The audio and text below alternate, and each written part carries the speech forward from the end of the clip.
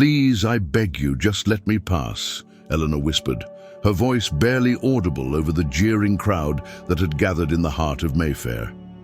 The spring of 1842 had brought with it more than blooming gardens and warm breezes. It had brought scandal, disgrace, and the complete destruction of Lady Eleanor Ashford's carefully constructed life. The crowd pressed closer, their faces twisted with righteous indignation and gleeful malice. Women who had once curtsied to her now spat at her feet. Men who had sought her hand in marriage now called her vile names that made her cheeks burn with shame. Her silk gown, once pristine ivory, was now stained with mud and worse things she dared not identify. "Harlot!" shrieked Mrs. Pemberton. A woman Eleanor had considered a friend only a week prior. "How dare you show your face in decent society?" Eleanor tried to move forward, but hands shoved her backward. She stumbled, her reticule falling to the cobblestones, its contents scattering like her shattered dreams. The letter, that damning forged letter, had done its work perfectly. Lord Blackwood had ensured that every drawing room in London knew of her supposed indiscretion, her alleged affair with a married man. It was all lies, every word of it, but truth mattered little when scandal sang its siren song. "Make way!" A voice cut through the chaos like a sword through silk, deep, commanding, brooking no argument. The crowd fell silent, parting reluctantly as a tall figure strode forward with the confidence of a man who had never known defeat. Baron James Thornfield was not a man easily overlooked. At 32, he possessed the kind of presence that commanded attention without demanding it. His dark hair was slightly disheveled from riding, his jaw strong and shadowed with the hint of stubble that suggested he'd ridden hard to arrive here. His eyes, a striking grey that reminded Eleanor of storm clouds over the Yorkshire moors, swept over the crowd with undisguised contempt. "This entertainment is concluded," he announced, his voice carrying the authority of generations of nobility. "A return to your homes and your own considerably more interesting sins." "But Baron Thornfield," protested Mr. Ashworth, a portly gentleman who fancied himself a moral authority. "This woman has brought shame upon—" "I said it is concluded." James moved to stand directly in front of Eleanor, shielding her with his considerable frame. "Unless one of you brave souls wishes to explain to me precisely what evidence exists of these accusations. A letter, perhaps? One that Lady Eleanor supposedly wrote? Has anyone here seen her handwriting? Compared it to the alleged correspondence?" The silence was deafening. Eleanor felt her heart hammering against her ribs, felt the protection of this stranger's presence like a physical warmth against her back. "I thought not," James continued, his voice dripping with disdain. "How remarkable that a society which prides itself on justice and propriety would condemn a woman based on the word of a man, Lord Blackwood, who is himself notorious for gambling debts and keeping 3 mistresses. But please, do continue with your moral superiority. I find it endlessly amusing." He turned then, his grey eyes meeting Eleanor's green ones for the first time. Something passed between them in that moment, a recognition perhaps of kindred spirits who had both known pain. His expression softened almost imperceptibly as he took in her tear-stained face, the trembling of her hands, the desperate dignity with which she held herself upright despite everything. "My lady," he said, his voice gentle now, meant only for her ears, "my carriage is just there. Will you permit me to escort you home?" Eleanor wanted to refuse. Every lesson in propriety, every rule she'd been taught since childhood screamed that accepting help from an unmarried man would only deepen her disgrace. But what disgrace remained to deepen? She had already fallen as far as society would allow. "Thank you," she whispered, her voice breaking on the second word. James offered his arm and she took it, feeling the solid strength beneath his coat. He guided her through the crowd with the care one might show a wounded bird, his presence a bulwark against the continued whispers and glares. His carriage was indeed nearby, a handsome black vehicle with the Thornfield crest emblazoned on the door, a thorn bush surrounding a heart, which Eleanor found oddly appropriate. Once inside, with the door firmly closed and the curtains drawn against prying eyes, Eleanor finally allowed herself to breathe. The tears came then, hot and unbidden, streaming down her cheeks as the full weight of her situation crashed over her. She had lost everything: her reputation, her social standing, her future. No respectable family would receive her now. No decent man would marry her. She was ruined, utterly and completely. "Here," James said quietly, offering a handkerchief of fine linen. "I apologize for its simplicity. I'm afraid I left the embroidered ones at home." The gentle humor in his voice made Eleanor look up. He was regarding her with an expression of genuine concern, not the prurient curiosity or judgmental disgust she'd endured from everyone else. "Why did you help me?" she asked, her voice raw from crying. "You don't even know me." "I know enough," he replied.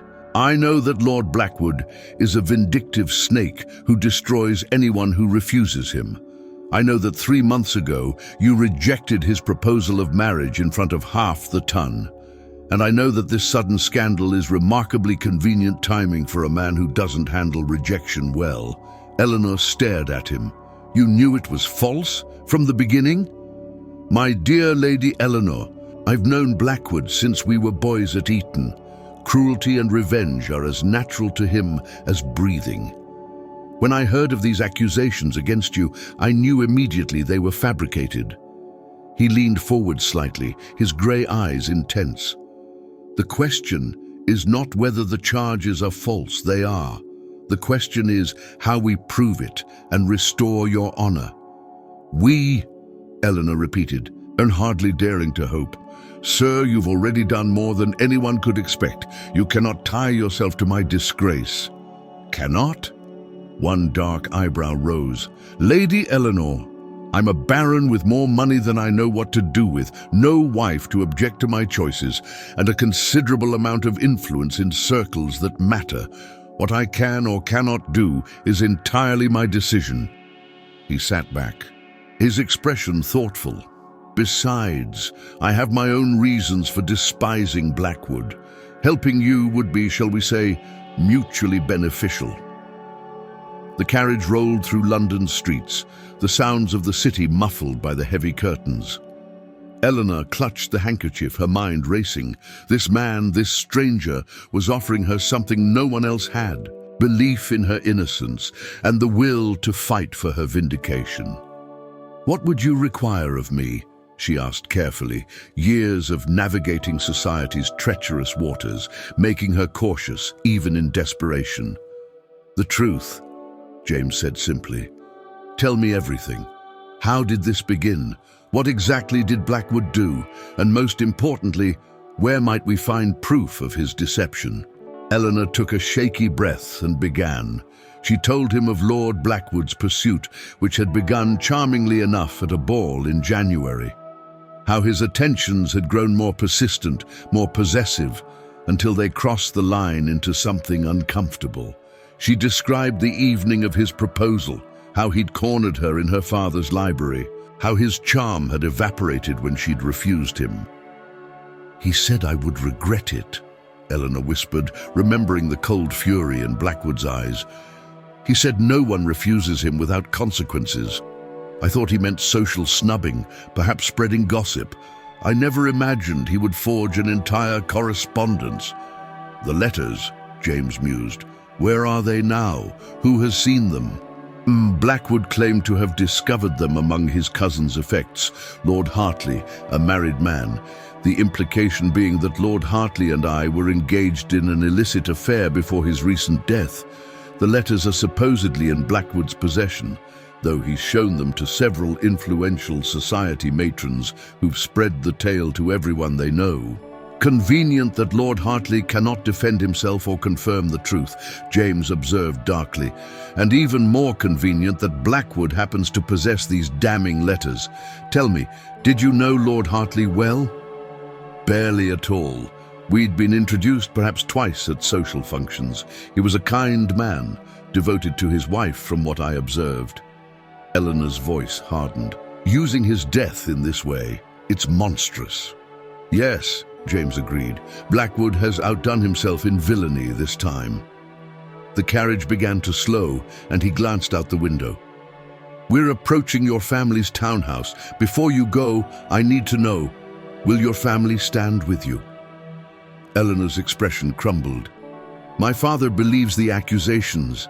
He's forbidden me from entering the main rooms of the house. My younger sister is to make her debut next season, and he fears my scandal will taint her prospects. My mother weeps whenever she sees me. I'm to be sent to our estate in Scotland, buried away where I can cause no further embarrassment.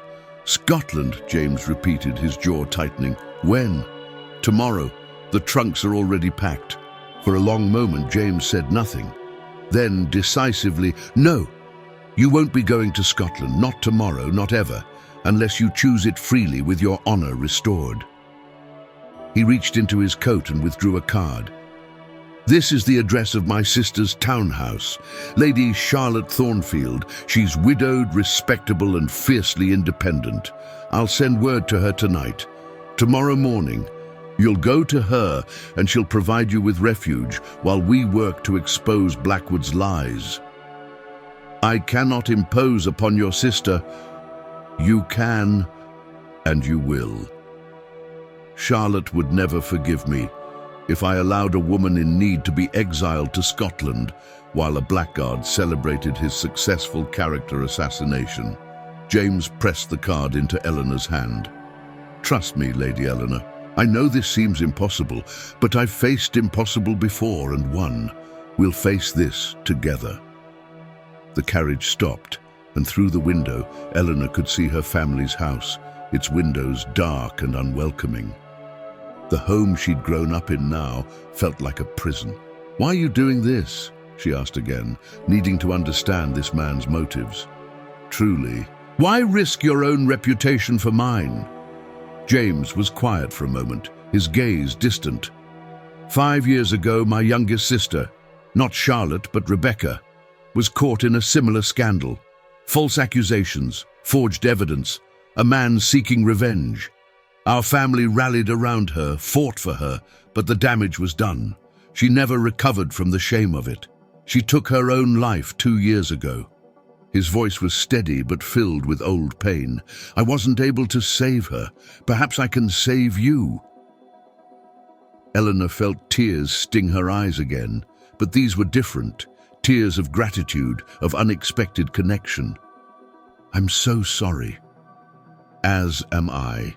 Which is why we're going to ensure that Blackwood faces consequences for his actions and that you emerge from this with your honor intact.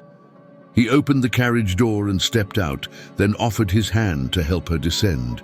Tomorrow morning, 9 o'clock, Charlotte's house. Don't bring much. We'll provide everything you need. Before we continue, I want to thank each of you from the bottom of my heart for being here with me on this journey, knowing that my voice reaches you, bringing these stories that mean so much to me, is truly special. Every view, every moment you spend here matters more than you know. Now brace yourselves, because what happens next will change everything.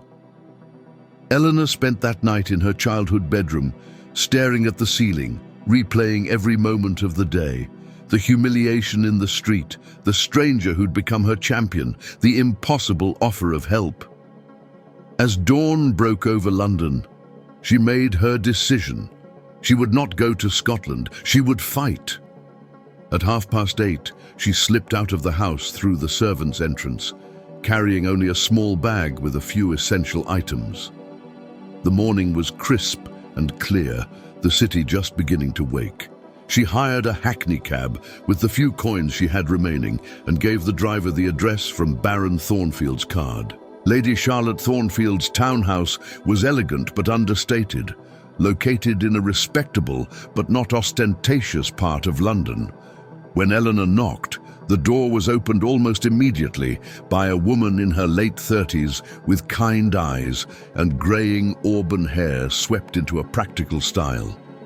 "Lady Eleanor," Charlotte said warmly, as if welcoming an old friend rather than a scandalous stranger. "James sent word last night. Please come in. You're safe here." The relief Eleanor felt was overwhelming. Charlotte led her to a comfortable sitting room where tea and breakfast were already prepared. As Eleanor sat, she noticed Charlotte studying her with the same penetrating gaze her brother possessed. "James told me everything," Charlotte said, pouring tea. "About Blackwood, about the forged letters, about your father's intention to send you away. I want you to know that you're welcome to stay here as long as necessary. My reputation is solid enough to withstand any gossip, and frankly, I've never cared much for society's opinion anyway." "You're very kind," Eleanor said, accepting the teacup with trembling hands. "I still can hardly believe your brother intervened yesterday. I'd never even spoken to him before. James has always had a strong sense of justice, even as a boy. After Rebecca—" Charlotte paused, pain flickering across her features. "After we lost our sister, he became even more determined to fight injustice wherever he found it. Some might call it a crusade. I call it healing." Darnji. Over the next hour, Charlotte explained the plan James had devised. They would need to prove the letters were forgeries, which meant obtaining them and having Eleanor's handwriting compared by an expert. They would need to demonstrate Blackwood's motive for revenge, and they would need allies within society who would speak on Eleanor's behalf once the truth was revealed. "It won't be easy," Charlotte warned. "Scandal is like spilled wine on white silk. Even when cleaned, the stain remains in memory. But James believes you're innocent, and I trust his judgment. Together, we'll do everything in our power to restore your good name."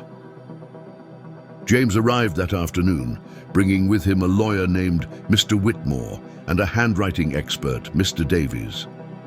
They assembled in Charlotte's study, and for hours they discussed strategy. Eleanor provided samples of her handwriting, told her story repeatedly while Mr. Whitmore took notes and answered every question with patient honesty. "The key," Mr. Whitmore explained, "is to force Blackwood to produce the letters publicly. If we can get them examined by Mr. Davies in front of witnesses, the forgery will be exposed.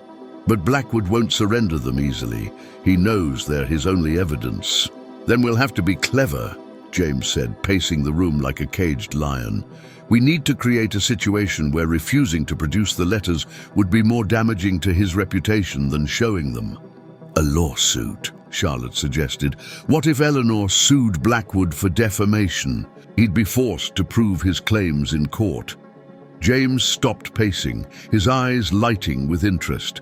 Yes, that could work. The scandal of a trial might seem frightening, but it would give us a legal avenue to examine the evidence, and with the right judge."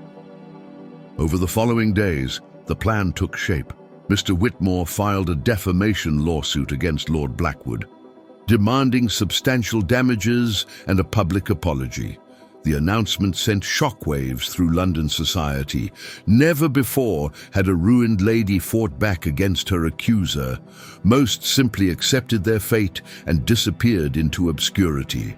But Eleanor was done accepting her fate. Blackwood's response was swift and venomous.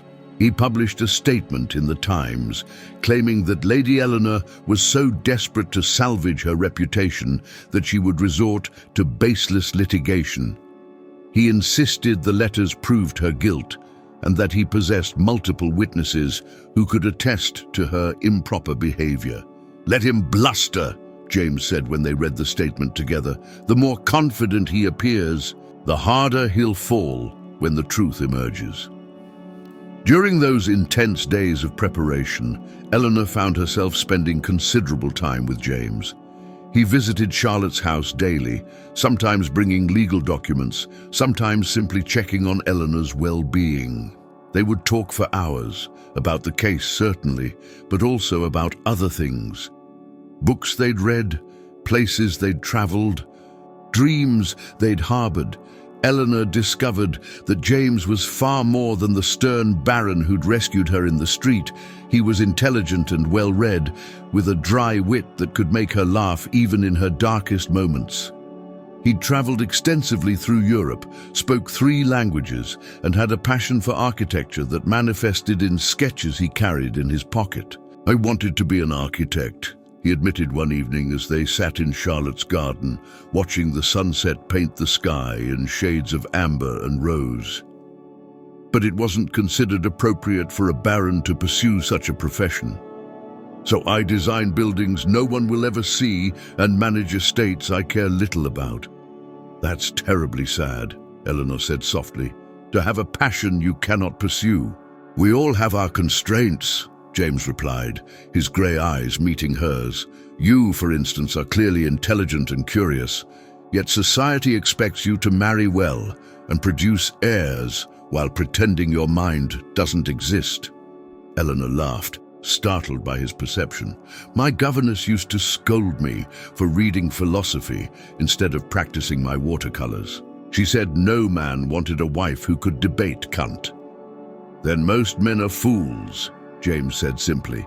The intensity in his gaze made Eleanor's breath catch. Something was growing between them, something that went beyond gratitude or shared purpose. She could feel it in the way his presence made her feel safe, in the way his rare smiles seemed to illuminate his entire face, in the way her heart raced when their hands accidentally brushed. But she pushed these feelings down. Now was not the time. Perhaps there would never be a time, even if they proved her innocence. Who would marry a woman who'd been publicly disgraced, lawsuit or no lawsuit? "I'm so curious. What country or state are you watching from right now? Drop it in the comments below. It amazes me how these stories travel across the world and touch hearts in places I've never been. I can't wait to see where you all are joining me from. Now, prepare yourself, because the intensity is about to reach its peak. The trial date was set for 3 weeks hence. In that time, Mr. Whitmore worked tirelessly to build their case. He interviewed servants from both Eleanor's household and Blackwood's, seeking anyone who might have information about the forged letters. He subpoenaed documents, cross-referenced dates, and constructed a timeline that would demonstrate the impossibility of Eleanor's alleged affair with Lord Hartley. But it was Charlotte who uncovered the most damning evidence. "I remembered something," she said excitedly one morning, bursting into the breakfast room where Eleanor and James were reviewing their testimony. "Lord Hartley's widow, Lady Amelia Hartley. She and I were friends years ago. We lost touch after her marriage, but I know she adored her husband. If anyone would want to clear his name of this false affair, it would be her." James stood immediately. "Can you arrange a meeting? I'll write to her today." Lady Amelia Hartley agreed to meet with them the following afternoon. She was a small woman with dark hair and eyes red from months of mourning. When they explained the situation, how her late husband's name was being used to destroy Eleanor's reputation, her grief transformed into righteous fury. "My William would never have betrayed me," she said, her voice shaking with emotion. "And Lord Blackwood knows this. William despised Blackwood. He once told me that Blackwood was the most morally bankrupt man in England. They had a terrible argument at White's last year. William accused Blackwood of cheating at cards." "Did anyone else witness this argument?" Mr. Whitmore asked, scribbling notes furiously. "Half the club. It was quite the scandal at the time. Blackwood challenged William to a duel, but William refused, saying he wouldn't dignify a cheat with such honor." This was exactly what they needed: motive. Blackwood wasn't just punishing Eleanor for rejecting him, he was also posthumously punishing Lord Hartley for exposing his dishonesty. Lady Amelia agreed to testify at the trial. More than that, she revealed something extraordinary. William kept a diary, Every day of his life, he recorded his activities, his thoughts, his conversations. I have all his journals. If these letters claim an affair during specific dates, William's diary will prove he was nowhere near Lady Eleanor at those times. The diaries were explosive evidence. Mr. Whitmore spent 2 days cross-referencing the dates mentioned in Blackwood's letters, with Lord Hartley's meticulous entries. Every single date the letters claimed Eleanor and Hartley had met. The diary showed Hartley was either traveling abroad, attending to his wife during a difficult pregnancy, or engaged in activities that made a clandestine affair impossible. "We have him," James said, the satisfaction evident in his voice. Blackwood won't be able to explain away this evidence. But as the trial date approached, Blackwood grew desperate. His attacks on Eleanor intensified. Anonymous pamphlets appeared throughout London, containing lurid and completely fictional accounts of her supposed indiscretions. Crude drawings were posted in public places, depicting Eleanor in compromising positions. The psychological toll was immense. Eleanor spent hours crying in her room, wondering if even victory in court would be enough to overcome the damage to her reputation. Charlotte tried to shield her from the worst of it, but some things inevitably reached her ears. It was James who provided the strength she needed. He would sit with her during her darkest moments, not offering empty platitudes, but simply being present. His solid, unwavering support became her anchor. "I sometimes wonder if I'm being selfish," Eleanor confessed one night. They were in Charlotte's library, the fire burning low, the house quiet around them. "By fighting this, I'm dragging all of you through the mud with me. Your reputation, Charlotte's standing in society—" "Stop!" James interrupted gently but firmly. He moved to sit beside her on the settee, close enough that she could feel the warmth radiating from him. "Eleanor, you are not responsible for Blackwood's villainy. You did not create this situation. You merely had the courage to refuse a man who doesn't understand that no means no. Everything that's followed is his doing, not yours. But if I'd just accepted his proposal, then you would be married to a monster, living a life of misery, and he would still be the same vindictive, cruel man he is now. You saved yourself from that fate. Don't regret it." Eleanor looked at him, this man who'd appeared in her life like an avenging angel, who'd given her hope when she'd had none. "Why do you believe in me so completely? You barely know me." James was quiet for a long moment. When he spoke, his voice was low and rough with emotion. "I know enough. I know you're brave. You stood alone in that crowd when anyone else would have crumbled. I know you're honest. You've never once embellished your story or claimed innocence through manipulation, only through truth. I know you're kind. Despite everything you're enduring, you worry about how this affects Charlotte and me. And I know that when I look at you, I see someone worth fighting for." Their eyes met and held. Eleanor's heart thundered in her chest. The air between them seemed to thicken with unspoken words, with feelings neither had dared to name aloud. "James," she whispered, unsure what she wanted to say, knowing only that his name on her lips felt right. He reached up slowly, giving her time to pull away if she wished, and gently tucked a loose strand of hair behind her ear. His fingers lingered against her cheek, his touch feather-light and reverent. "I'm falling in love with you," he said simply, his grey eyes searching hers. "I know the timing is impossible.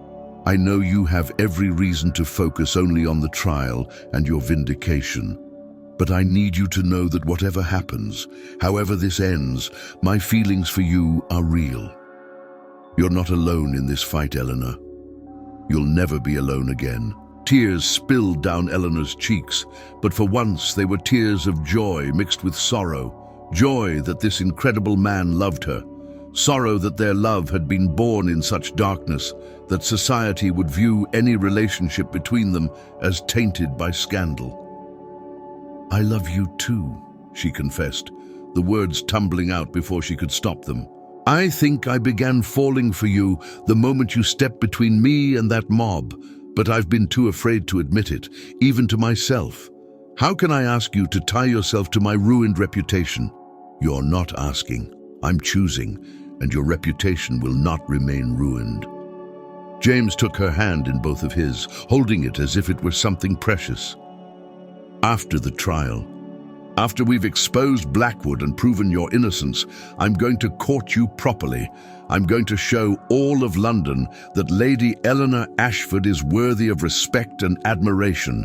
And then, if you'll have me, I'm going to ask you to be my wife. Eleanor couldn't speak through her tears. She simply nodded, and James pulled her into his arms, holding her close while she cried, this time not from despair, but from overwhelming emotion. For the first time since the scandal had broken, she felt truly safe. She felt loved. The night before the trial, Eleanor couldn't sleep. She paced her room at Charlotte's house, running through her testimony in her mind, imagining every possible question Blackwood's lawyers might ask. Just after midnight, there was a soft knock at her door. "Eleanor," Charlotte's voice called quietly. "May I come in?" "Of course." Charlotte entered carrying a candle and wearing a dressing gown. She sat on Eleanor's bed, patting the space beside her. "I couldn't sleep either. Too much anticipation for tomorrow." Eleanor sat, grateful for the company. "I'm terrified," she admitted. "What if something goes wrong? What if the jury believes Blackwood despite all our evidence? Then we'll appeal, and we'll keep fighting until justice is done," Charlotte said firmly. "But I don't think it will come to that. We have the truth on our side, and truth has a way of prevailing." She paused, then added with a gentle smile, "James told me about your conversation, about his feelings for you." Eleanor felt heat rush to her cheeks. "I hope you don't think ill of me for—" "I think you're exactly the woman my brother needs," Charlotte interrupted. "I haven't seen him this alive since before Rebecca died. You've given him purpose, yes, but more than that, you've given him joy. Whatever happens tomorrow, whatever society says, please know that you have my full support and blessing." Eleanor embraced Charlotte, this woman who'd opened her home and heart to a stranger. "Thank you for everything." The next morning dawned grey and drizzling, as if even the weather recognized the gravity of the day.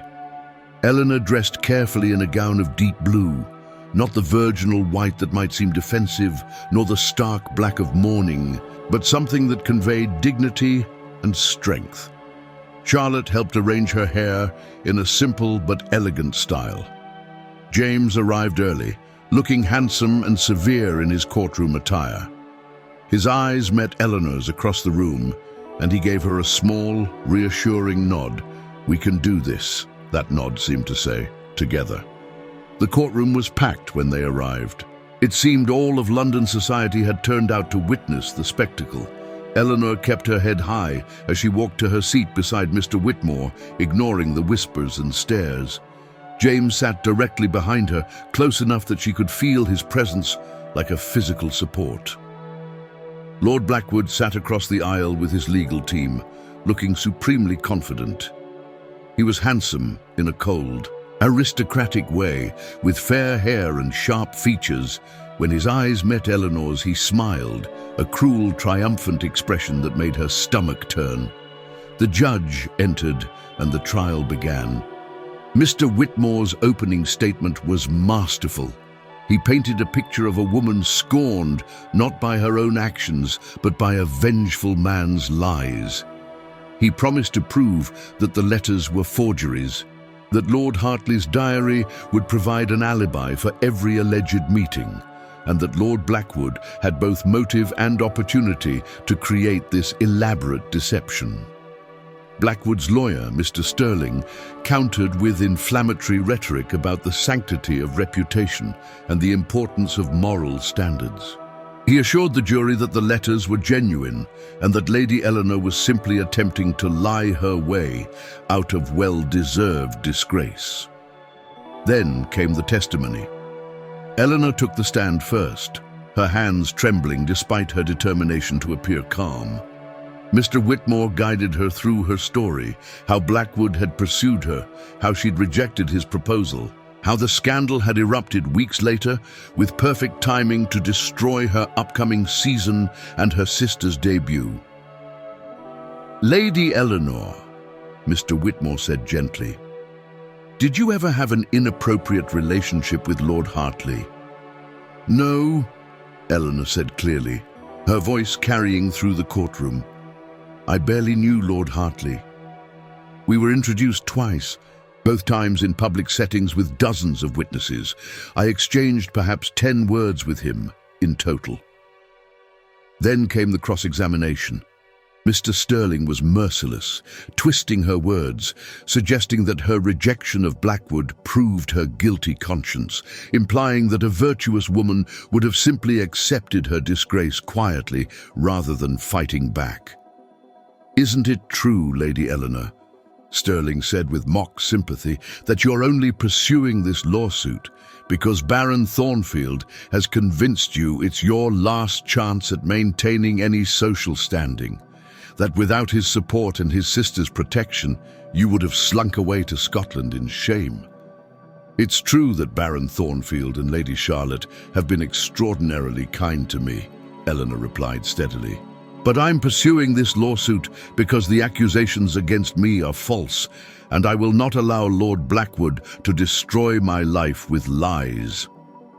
"Lies," Sterling repeated mockingly. "Strong words, Lady Eleanor. Are you calling Lord Blackwood a liar?" "Yes." Eleanor looked directly at Blackwood as she said it.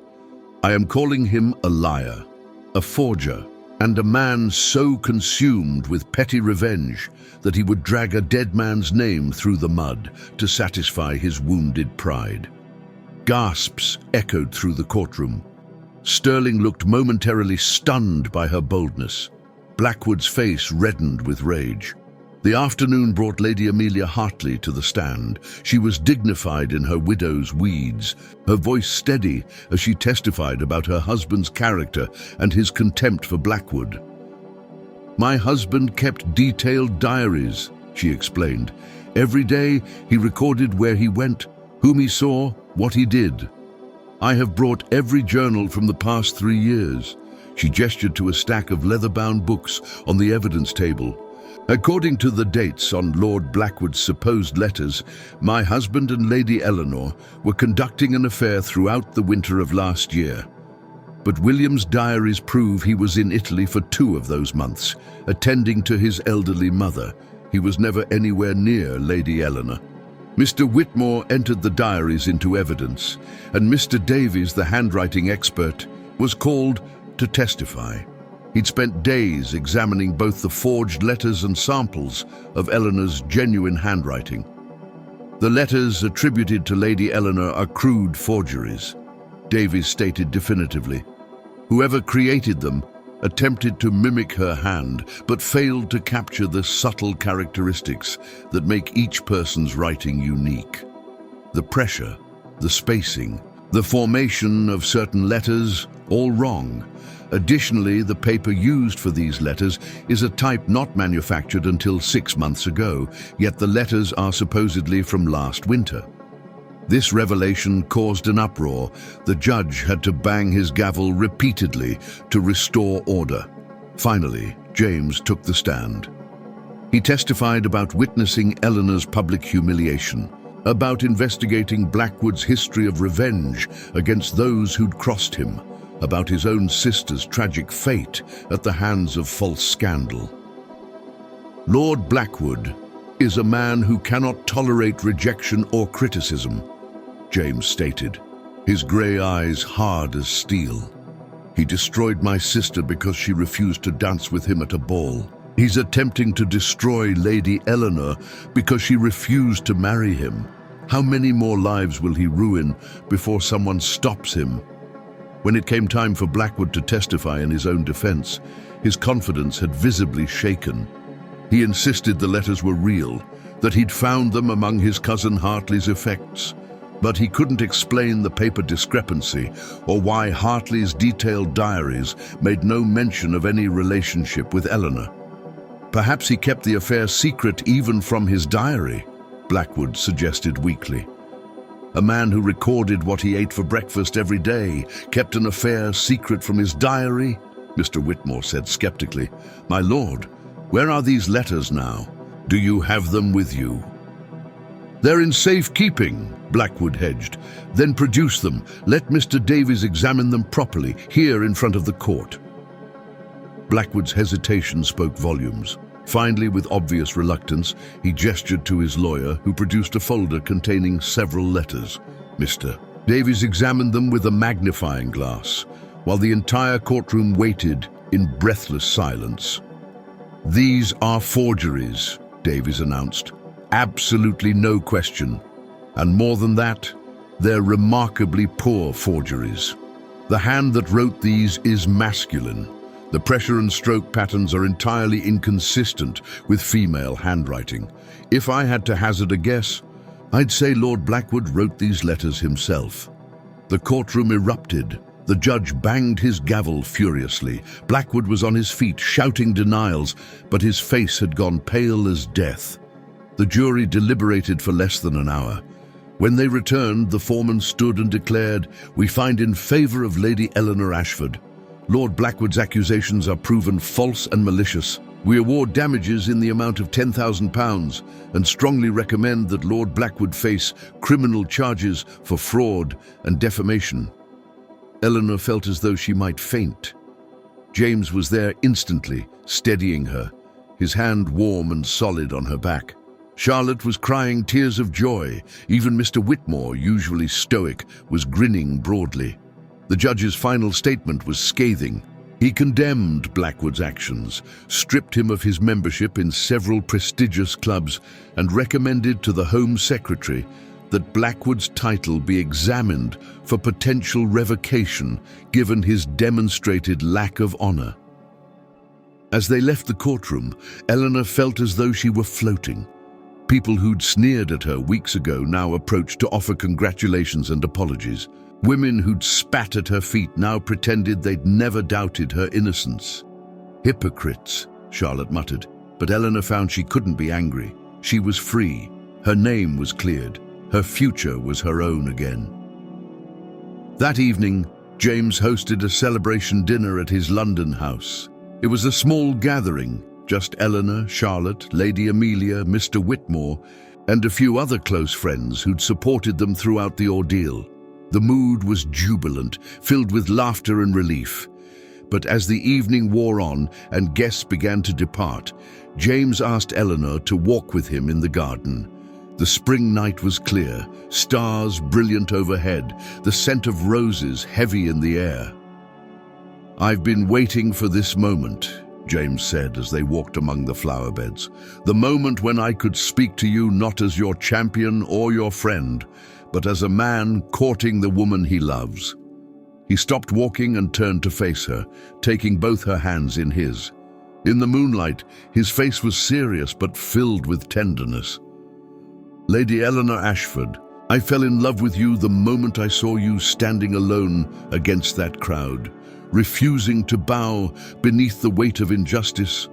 I fell deeper in love with you every day as I witnessed your courage, your grace, your determination to fight for truth.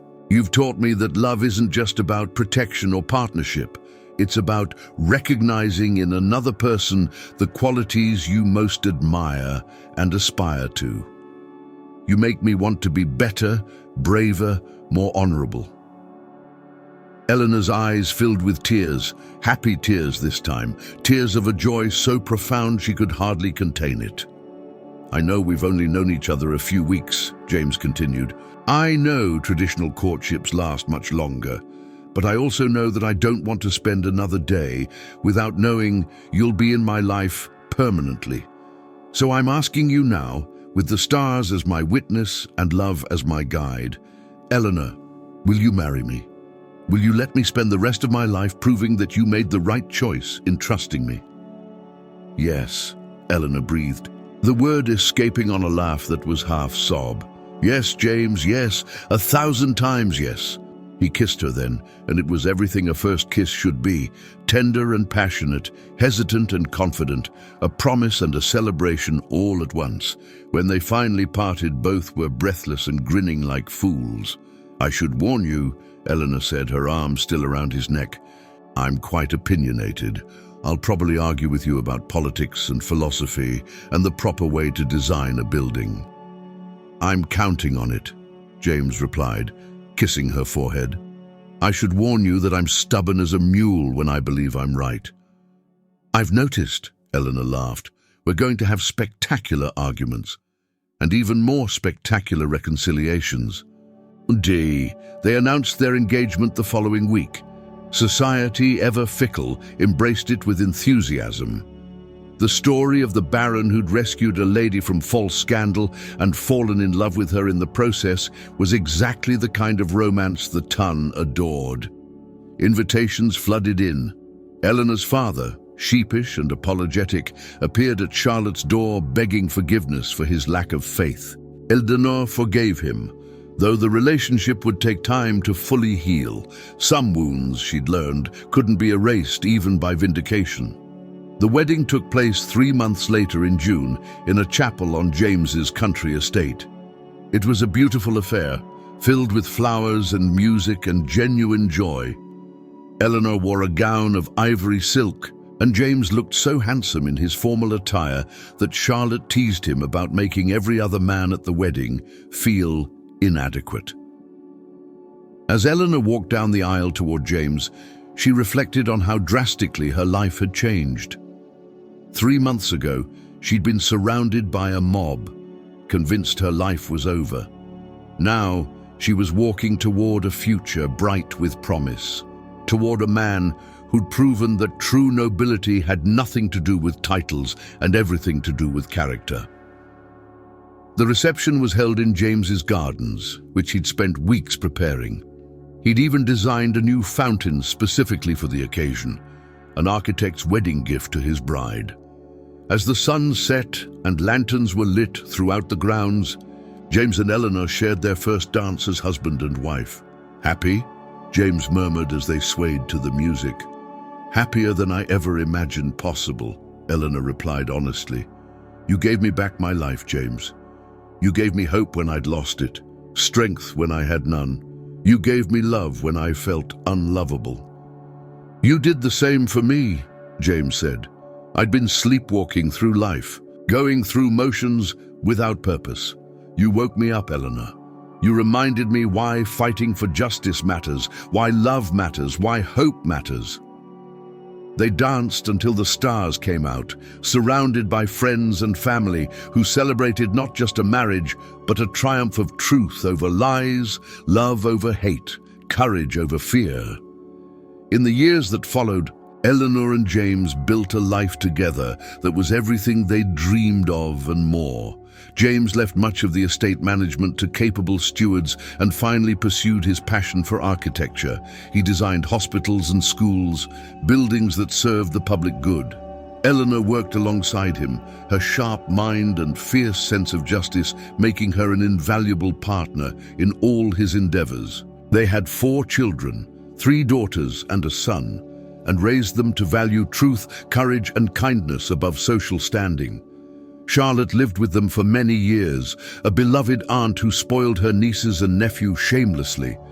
Lady Amelia became a close friend, and together the 3 women started a charitable foundation to help other women who'd been falsely accused or who needed legal support they couldn't afford. As for Lord Blackwood, his fall from grace was absolute. Stripped of his memberships, shunned by society, buried in debt from the lawsuit damages and his gambling habits, he eventually fled to the continent and was rarely heard from again. Justice, Eleanor reflected, had indeed prevailed, and so we reach the end of this journey together. I hope this story touched your heart as deeply as it touched mine in telling it.